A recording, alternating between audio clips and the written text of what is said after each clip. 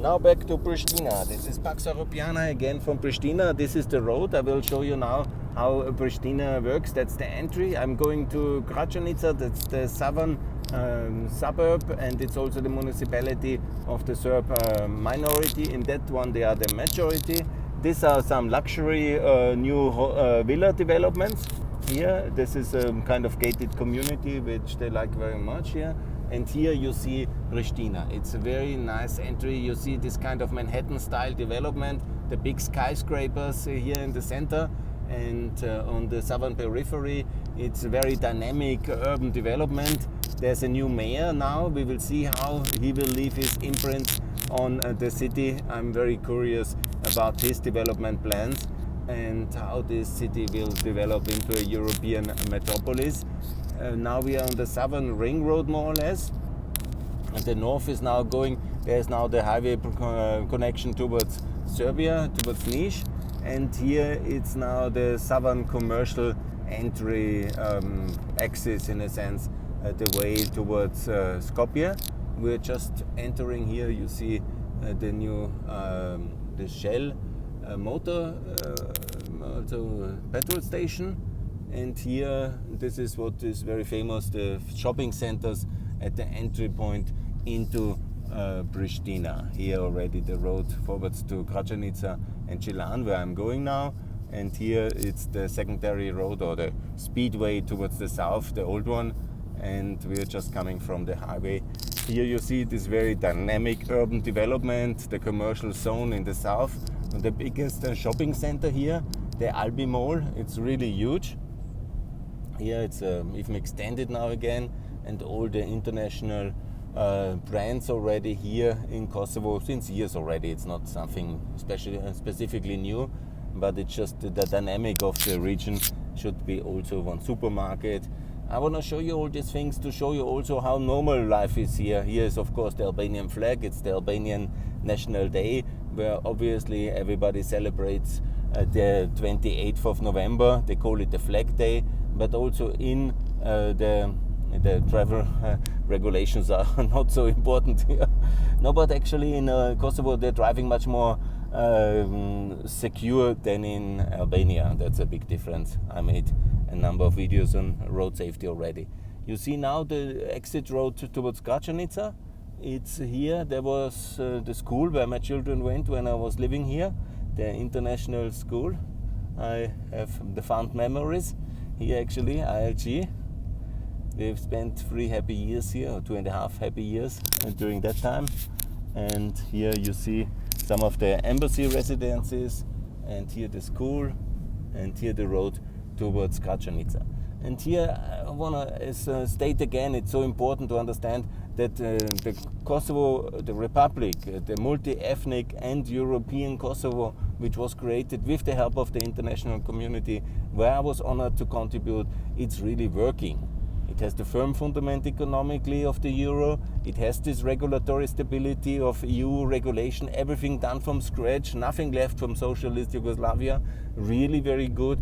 And so it could develop. Obviously, because of the neglect and the war, but mostly the neglect of centuries of Ottoman misrule and then Yugoslavian disaster and oppression, genocide, it was of course very underdeveloped. So what you see is a huge task to get it to European levels, because it was basically nothing in 1999 when the international community took over after the liberation war. There was little left. Because there was nothing ever done. And so everything in terms of infrastructure, modern civilization had to start in 2000. And it was a huge effort by the Albanians themselves, by the Kosovo Albanians and the international community to bring it up to these standards, and it worked very well.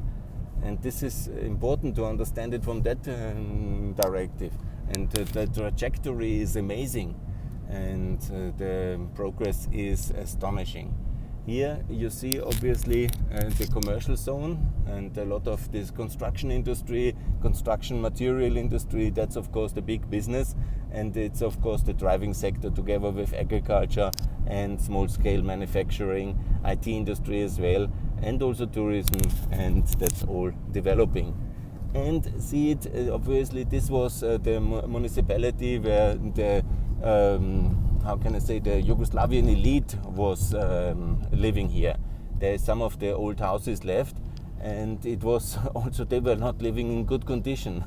It is always necessary to understand that the whole systematic neglect of the Yugoslavian authorities of this basically under martial law community, and there was just a few reasonable years, but in generally it was a complete disaster what Yugoslavia has neglected here, also in Montenegro, also in Macedonia, or for sure in Kosovo, and in the south of Serbia as well. Yeah? They have done very little north of a line, south of a line of Kragujevac and Kruševac.